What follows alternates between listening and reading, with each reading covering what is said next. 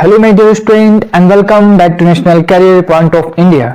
मेरे प्यारे बच्चों, आप सभी का एक बार फिर से स्वागत है आपके अपने पसंदीदा channel National Career Point of India पर। बच्चों, मैं उम्मीद करता हूं कि आप सभी मस्त होंगे, स्वस्थ होंगे और आपकी एग्जाम की तैयारी बहुत अच्छी चल रही होगी। बच्चों, पिछली क्लास में हम लोगों ने बहुत ही मस्त तरीके से परिवहन को पढ़ा और उसके बाद ब्लड को पढ़ा और समझा कि ब्लड क्या होता है। आज हम लोग उसी के अगले भाग यानी हृदय को पढ़ेंगे कि हृदय क्या होता है। हृदय को हम लोग आम भाषा में दिल कहते हैं और इंग्लिश में हृदय को हार्ट कहते हैं। अगर आपने पिछला लेक्चर परिवहन का नहीं देखा है तो आपसे मेरी आग्रह है कि पिछले लेक्चर को जरूर देखें। तो चलिए क्लास स्टार्ट करते हैं। उससे पहले कुछ जरूरी बातें मैं आप सभी से शेयर करना चाहता हूं। अगर आप हमारे चैनल पर पहली बार आए हैं तो चैनल को सब्सक्राइब करना ना भूलें, साथ ही बेल आइकन को जरूर दबा लें ताकि हमारी हर नई वीडियो की नोटिफिकेशन आपके मोबाइल स्क्रीन तक सबसे पहले पहुंचे।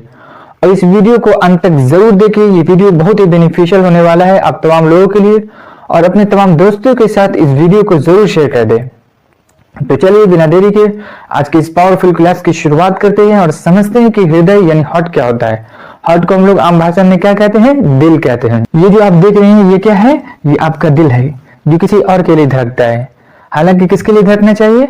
आपका दिल को आपके मम्मी पापा भाई बहनों के लिए धड़कना चाहिए, जो कि धड़कता भी है, लेकिन कभी कभार ये भाग जाता है, किसी और के लिए धड़कने लगता है। मासूम होता है ना, परिवार के अलावा भी किसी और के लिए धड़कने लगता है, अपना जीवन साथी ढूंढने के लिए किसी और के लिए धड़कने लगता है। कभी कभी जीवन साथी मिल भी जाता है और कभी कभार मार पीट भी लग जाती है। तो इसको अपने कंट्रोल में रखना चाहिए। कंट्रोल में तो नहीं रख सकते लेकिन धड़कने से जरूर रोक सकते हैं। तो चलिए समझते हैं कि हार्ट क्या होता है। हार्ट ये एक मांसपेशी अंग होता है जो एक बंद मुट्ठी के आकार का होता है। कैसा होता है? बंद मुट्ठी के आकार का होता है।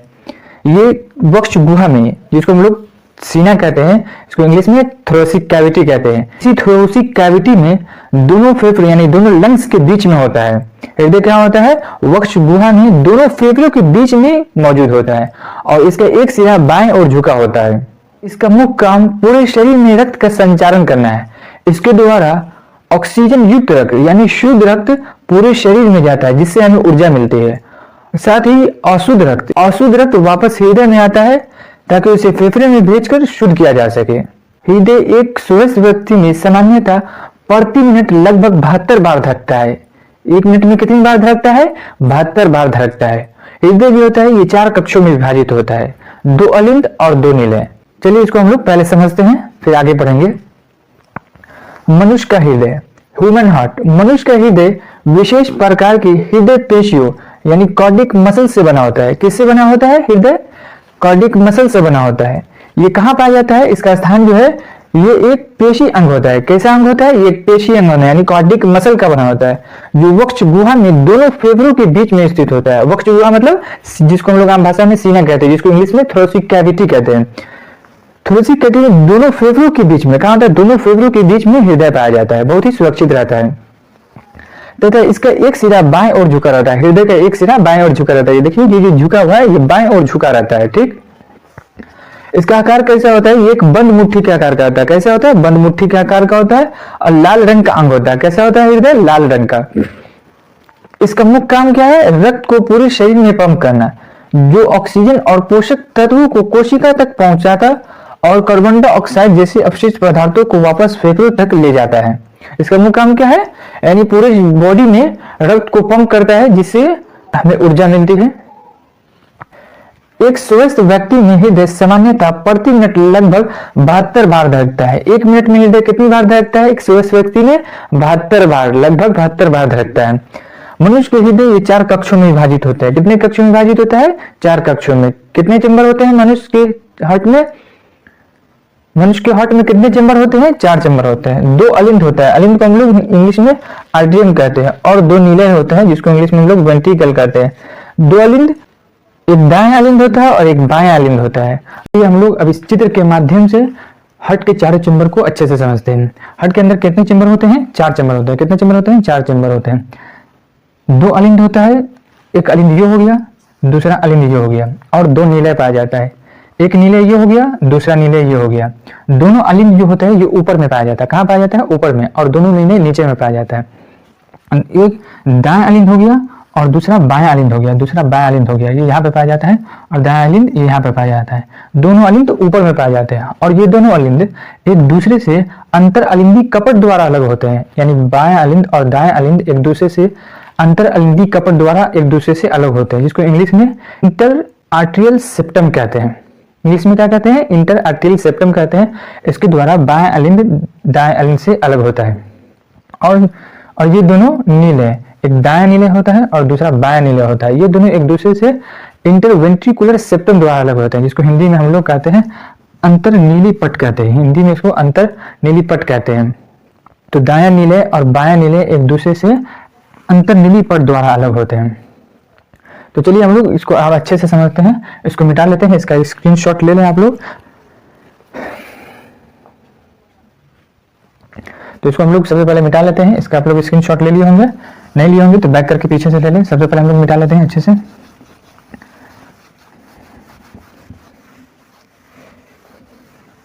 आप लोग रिवीजन करते चले। हार्ट क्या होता है? हार्ट एक मांसपेशी अंग होता है जो बंद मुट्ठी के आकार का होता है। किसका होता है? बंद मुट्ठी के आकार का होता है। और ये कहाँ पाया जाता है? दोनों फेफड़ों के बीच में पाया जाता है। थोरेसिक कैविटी में दोनों फेफड़ों के बीच में पाया जाता है हृदय। और ये बंद मुट्ठी के आकार का होता है। एक स्वस्थ व्यक्ति में प्रति मिनट लगभग 72 बार धड़कता है। तो चलिए समझते हैं। मान लीजिए कि हमारे पास ये हृदय हो गया, 4 चेंबर हो, इसके अंदर 4 चेंबर होते हैं। कितने चेंबर होते हैं? 4 चेंबर। एक चेंबर ये हो गया, दूसरा चेंबर ये हो गया, तीसरा चेंबर ये हो गया और चौथा चेंबर ये हो गया। इसको हम लोग क्या बोलते हैं? दायां अलिंद बोलते हैं। क्या बोलते हैं? दायां अलिंद बोलते हैं। क्या बोलते हैं? दायां अलिंद। इसको इंग्लिश में राइट एट्रियम बोलते हैं। इसको इंग्लिश में क्या बोलते हैं? राइट एट्रियम बोलते हैं। इसका शॉर्ट फॉर्म होता है आरए। इसको इंग्लिश में क्या कहते हैं? Right atrium. इसका शॉर्ट फॉर्म होता है आरए। दूसरा ये होता है बायां अलिंद। इसको क्या कहते हैं? बायां अलिंद। इसको इंग्लिश में क्या कहते हैं? Left atrium. इसका शॉर्ट फॉर्म होता है एलए। उसके बाद तीसरा होता है ये दायां नीले।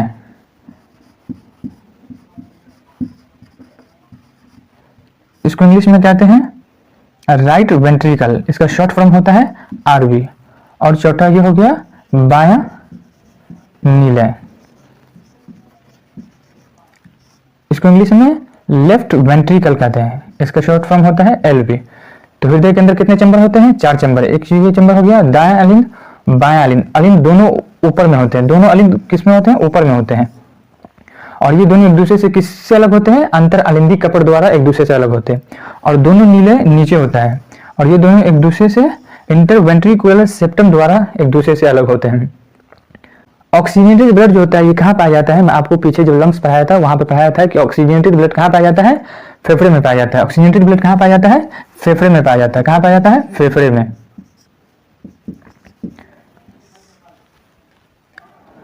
कहाँ पाया जाता है? कहाँ पाया जाता है? फेफड़े में। तो फेफड़े से ऑक्सीजनेटेड ब्लड सबसे पहले कहाँ आएगा? लेफ्ट आर्टरियम में आएगा। कहाँ आएगा? सबसे पहले बाएं अलिंद में आएगा। सबसे पहले कहाँ आएगा ऑक्सीजनेटेड ब्लड? फेफड़े से सबसे पहले कहाँ आएगा? बाएं अलिंद में।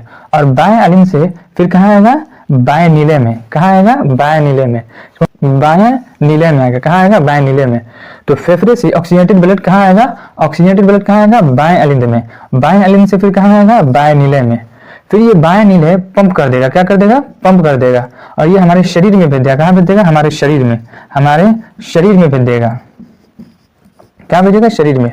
और जब हमारे शरीर में शुद्ध रक्त पहुंच गया उसके बाद जो बचा हुआ अशुद्ध रक्त होता है डीऑक्सीजनेटेड ब्लड, ये फिर कहाँ जाएगा? ये यहाँ आएगा, दाएं अलिंद में आएगा। कहाँ आएगा? दाएं अलिंद में। तो दाएं अलिंद में कौन जाएगा? Deoxygenated blood. क्या आएगा? डीऑक्सीजनेटेड ब्लड आएगा। क्या आएगा?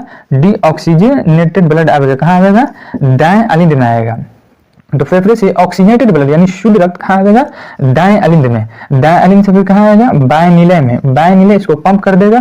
पंप करने के बाद ये हमारे शरीर में आ जाएगा। तो जब हमारे शरीर में अशुद्ध रक्त पहुंच गया उसके बाद जो अशुद्ध रक्त बचता है यानी कार्बन डाइऑक्साइड इसमें मिला होता है यानी डीऑक्सीजनेटेड ब्लड, वो कहाँ आता है? दाएं अलिंद में आता है। फिर दाएं अलिंद से फिर ये कहाँ जाता है? दाएं नीले में आता है। कहाँ आता है? दाएं नीले में।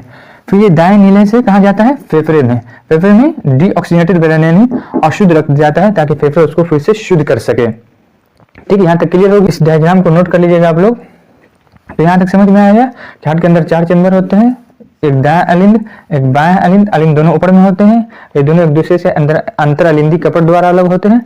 और 2 नीले होते हैं, एक दायां नीले एक बायां नीले। ये दोनों एक दूसरे से इंटरवेंट्रिकुलर सिस्टम द्वारा एक दूसरे से अलग होते हैं।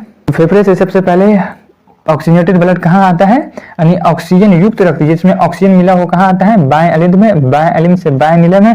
फिर बाएं नीले ऑक्सीजनेटेड ब्लड को पंप कर देता है हमारे शरीर में। जब हमारे शरीर में ऑक्सीजनेटेड ब्लड पहुंचता है यानी शुद्ध रक्त पहुंचता है, उसके बाद जो बचा हुआ अशुद्ध रक्त रहता है यानी डीऑक्सीजनेटेड ब्लड यानी जिसमें कार्बन डाइऑक्साइड मिला होता है, वो कहाँ जाता है, वो फिर वापस दाएं एलिंद में आता है जिसको हम लोग राइट एट्रियम बोलते हैं। उसके बाद ये फिर दाएं नीले में आता है, फिर दाएं नीले से डीऑक्सीजनेटेड ब्लड यानी अशुद्ध रक्त फेफड़े में जाता है, फिर फेफड़ा उसको शुद्ध कर देता है। तो यहाँ तक क्लियर हो गया, अच्छे से आप लोगों को क्लियर हो गया, किसी को कोई प्रकार का डाउट है? ध्यान से सुनना, वो जो ऑक्सीजनेटेड ब्लड आता है फेफड़े से, वो ऐसा तो नहीं है कि डायरेक्ट आता है, वो आर्टरी और वेन के थ्रू आता है। अभी हम लोग आर्टरी और वेन को अच्छे से पढ़ेंगे। फिर उसके बाद आर्टरी और वेन कैसे लाता है दाएं एलिंद में, फिर दाएं एलिंद से फिर बाएं नीले में कैसे जाता है, इस सब को हम अभी अच्छे से डिटेल में पढ़ेंगे। इसको हम लोग मिटा लेते हैं और पहले आर्टरी और वेन को पढ़ते हैं, फिर समझेंगे अच्छे से। ठीक, जैसे यहाँ पे लिखा हुआ है रक्तवाहिका। रक्तवाहिका में हम लोगों को दो चीज़ों के बारे में पढ़ना है। पहला हम लोगों को धमनी के बारे में पढ़ना है जिसको इंग्लिश में आर्टरी कहते हैं, और दूसरा शिरा के बारे में पढ़ना है जिसको इंग्लिश में वेन कहते हैं। ये धमनी और शिरा क्या करता है, ये हमारे शरीर में रक्त को लाने और ले जाने का काम करता है। रक्त को शरीर के विभिन्न भागों से लाने का काम कौन करता है और ले जाने का काम कौन करता है? जब हम बात कर लेते हैं ऑक्सीजनित रुधिर की, यानी ऐसा रुधिर जिसमें ऑक्सीजन उपस्थित हो, इंग्लिश में हम लोग ऑक्सीजनेटेड ब्लड कहते हैं, ऐसा ब्लड जिसमें ऑक्सीजन उपस्थित हो। हिंदी में आपको डिफरेंस नाम देखने को मिल जाएगा, कहीं आपको ऑक्सीजनित रुधिर मिलेगा, कहीं ऑक्सीजन युक्त मिलेगा यानी जिसमें ऑक्सीजन मिला हुआ। तो ऑक्सीजनित रुधिर को शरीर के विभिन्न भागों में ले जाने का काम कौन करती है, ये धमनी करती है। तो ऑक्सीजनेटेड ब्लड को शरीर के विभिन्न भागों में ले जाने का काम कौन करता है, ये धमनी करता है। इसी तरह हमारे शरीर के विभिन्न भागों से डीऑक्सीजनेटेड ब्लड यानी ऐसा ब्लड जिसमें ऑक्सीजन मौजूद न हो, जिसमें कार्बन डाइऑक्साइड हो, उसको हम लोग हिंदी में विऑक्सीजनित ब्लड कहते हैं। कहीं कहीं पे आपको ऑक्सीजन रिक्त मिलेगा यानी जिसमें ऑक्सीजन न हो, यानी जिसमें कार्बन डाइऑक्साइड हो, ऐसा ब्लड जिसमें कार्बन डाइऑक्साइड मौजूद हो, उसको हम लोग शरीर के विभिन्न भागों से हृदय तक लाने का काम कौन करता है, ये शिरा करता है। ठीक है, चलिए हम लोग समझते हैं, इसके आगे भी बहुत सारे पॉइंट हैं। तो रक्तवाहिका सबसे पहला पॉइंट है धमनी, इसको हम लोग इंग्लिश में आर्टरी कहते हैं। ये ऑक्सीजनित रुधिर को हृदय से शरीर के विभिन्न भागों तक ले जाती है। ऑक्सीजनित रुधिर मतलब जिसमें ऑक्सीजन हो, जिसमें क्या हो, ऑक्सीजन हो, ऐसा ब्लड जिसमें ऑक्सीजन हो, उसको हृदय से शरीर के विभिन्न भागों तक ले जाती है। कौन ले जाती है, ये धमनी ले जाती है, जिसको इंग्लिश में हम लोग आर्टरी कहते हैं। लेकिन इसके कुछ अपवाद है बच्चों। इसका अपवाद क्या है, वो है फुसफुस धमनी। ये फुसफुस धमनी क्या करती है, जिसको हम लोग अभी आगे पढ़ेंगे। ये हृदय में पाया जाता है और हृदय से विऑक्सीजनेटेड ब्लड यानी ऐसा ब्लड जिसमें कार्बन डाइऑक्साइड मौजूद हो, उसको कहाँ लाता है, फेफड़े में लाता है।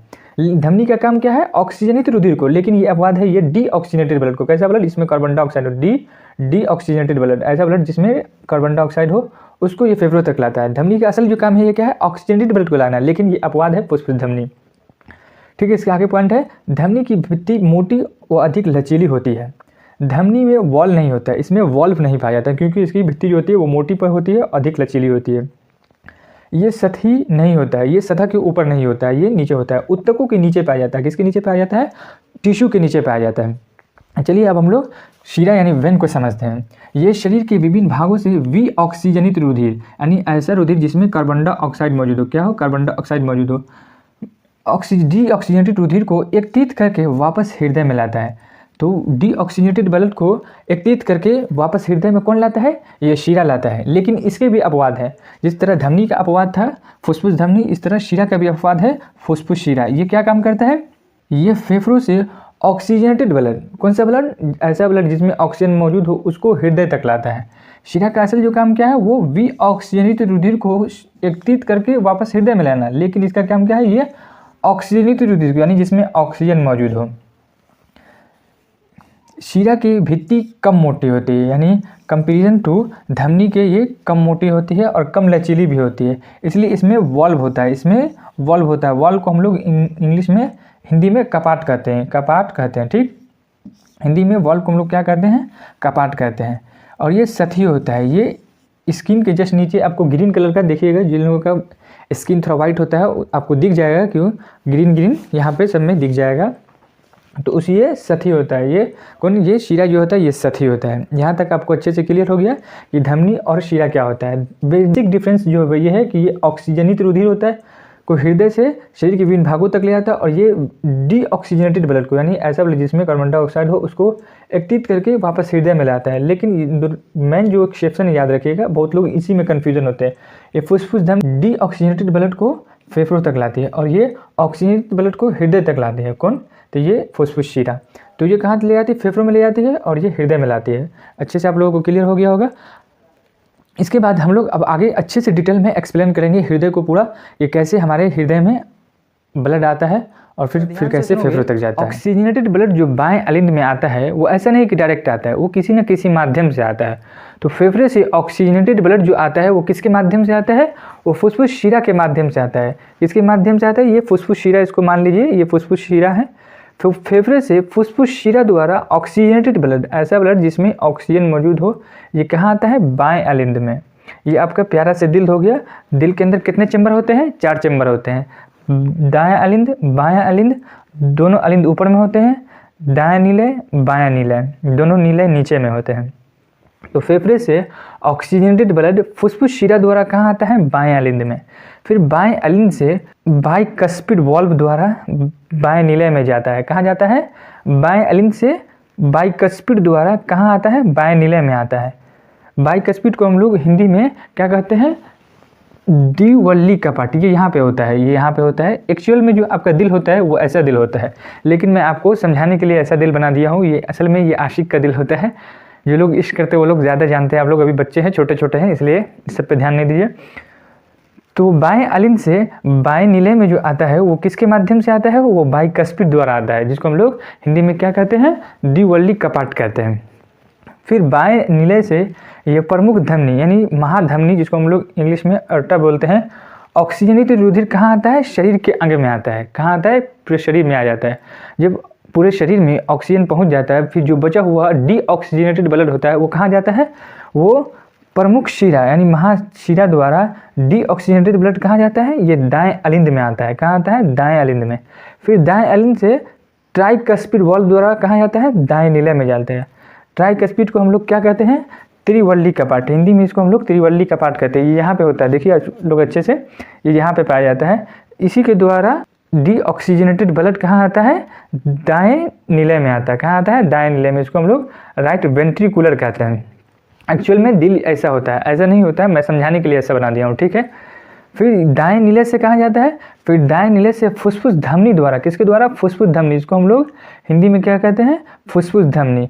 फुसफुस धमनी द्वारा वी ऑक्सीजनेटेड ब्लड, ऐसा ब्लड जिसमें कार्बन डाइऑक्साइड हो। कौन हो? कार्बन डाइऑक्साइड हो। ये कहाँ जाता है? फिर फेफड़े में चला जाता है। फेफड़े को हम लोग हिंदी में फुफ्फुस कहते हैं, इंग्लिश में लंग्स कहते हैं। फिर इसी तरह ये प्रक्रिया चलती रहती है, जिसको हम लोग रक्त संचारण कहते हैं, जिसको इंग्लिश में ब्लड सर्कुलेशन कहते हैं।